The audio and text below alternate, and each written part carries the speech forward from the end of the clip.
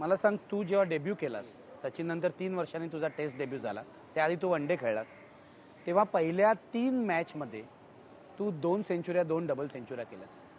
कसं वाटलं तुला? म्हणजे एवढा चांगला डेब्यू सचिनचा पण झाला नव्हता. हो, म्हणजे मी खरं सांगेन, माझी मेहनत, सरांचा, आचरेकर सरांचा आशीर्वाद आणि माझ्या आईबाबांचा आशीर्वाद, कारण की त्यावेळी सपोर्टच तेच होते. आणि त्यावेळी खूप कठीण असायचं, म्हणजे जागा कशी मिळणार. त्यातले आपले रती महारथी होते, सगळे आपले सिनियर्स होते त्यावेळी. म्हणजे रवी होता, दिलीप होते, नंतर संजय मांजरेकर होता, म्हणजे सगळे.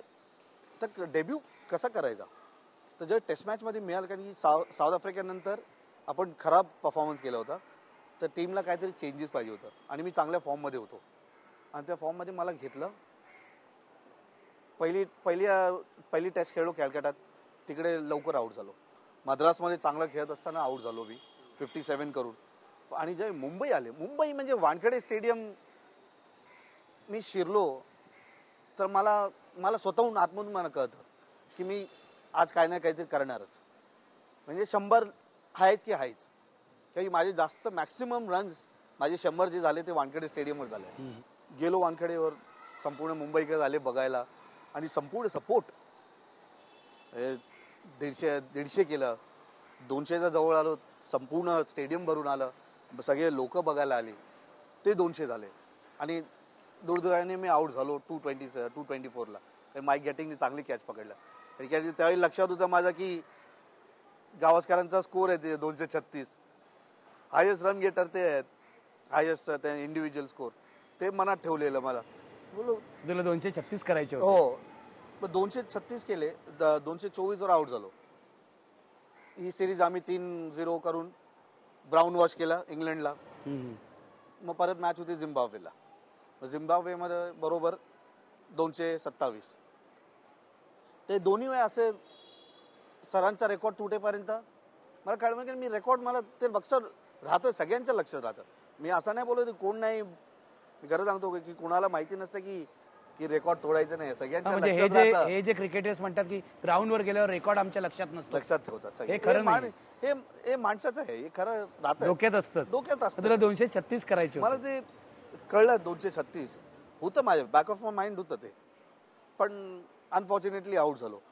आणि आऊट झालं त्याच्यानंतर पहिल्या जे 224 केलं, तर गावस्करांनी मला खाली बोलवलं, रेस्टरूममध्ये आले, तर मला घडी काढून दिली, घड्याळ भेट दिलं. घड्याळ, हे घे, वेल प्लेड.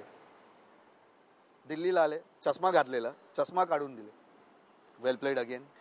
तर मी बोललो, प्रेसवाल्यांनी मला विचारलं, you are so near to sir Gavaskar record, how come you didn't break it, तू तोडला कसं नाही. मी बोललो प्रेझेंट मिळत आहे तर कशाला तोडू.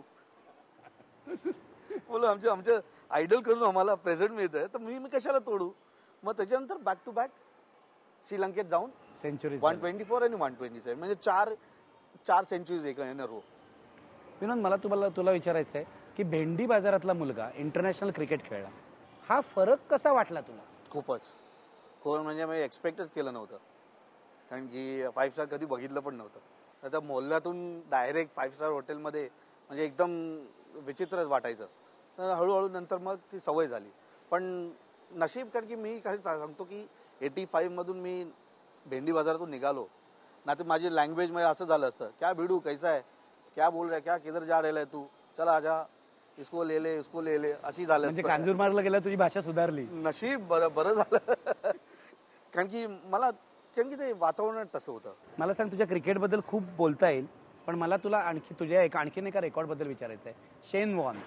शेन वॉर्नच्या एका ओव्हरमध्ये तू 26 फटकावलेस. काय म्हणाला तुला शेन वॉर्न नंतर? ते असं होतं की आम्हाला काहीतरी 40 रन पाहिजे होते जिंकायला, आणि अझर समोर होता.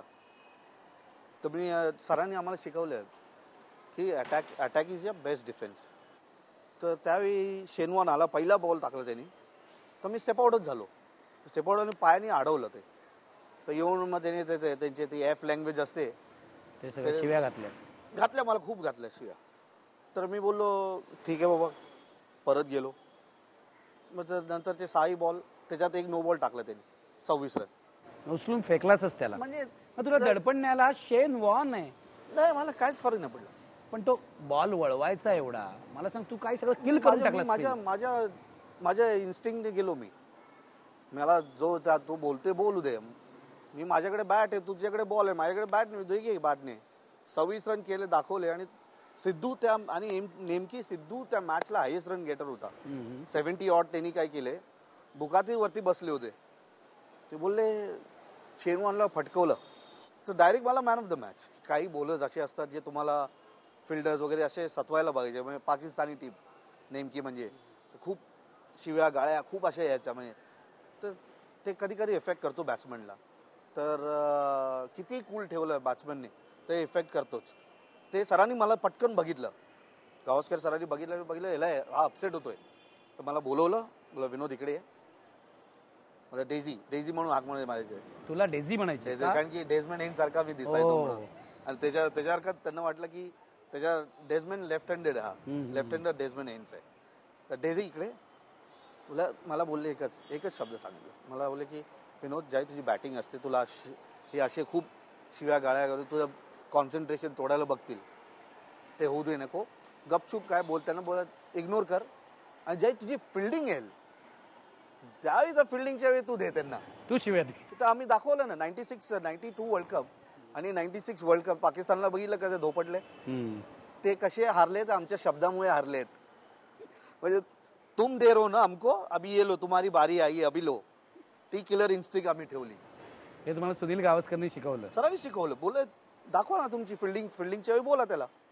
पण असं तुझ्या संघामध्ये रवी शास्त्री, संजय मांजरेकर होते, त्यांच्याकडून काय शिकलास तू? त्यांना फक्त आम्ही टीव्हीवरती बघायचो. कारण 1987 वर्ल्ड कपला रिलायन्स वर्ल्ड कप होता.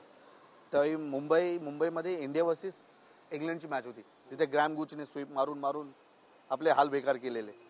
ती मॅच आपण हरलो होतो. पण त्या मॅचला मी आणि सचिन दोघे बाउंड्री लाईनला बॉल बॉय म्हणून होतो. अच्छा. म्हणजे नशीब पण बघा आणि मेहनत पण बघा. 87 वर्ल्ड कपला आम्ही बॉल बॉयज, 92 आम्ही एकत्र खेळलो, 96 आम्ही एकत्र खेळलो. तुला टीम बनवून का बाहेर काढलं मला सांग? केवळ परफॉर्मन्स म्हणून की याच्या पाठी काही राजकारण होतं? तुम्ही काय कोड ऑफ कंडक्ट ठेवलं होतं का? तुम्ही सांगितलं की रात्रभर तुम्ही म्हणजे एवढ्या टाइमवरती यायला पाहिजे, तुम्ही काय रूल्स ठेवले होते का?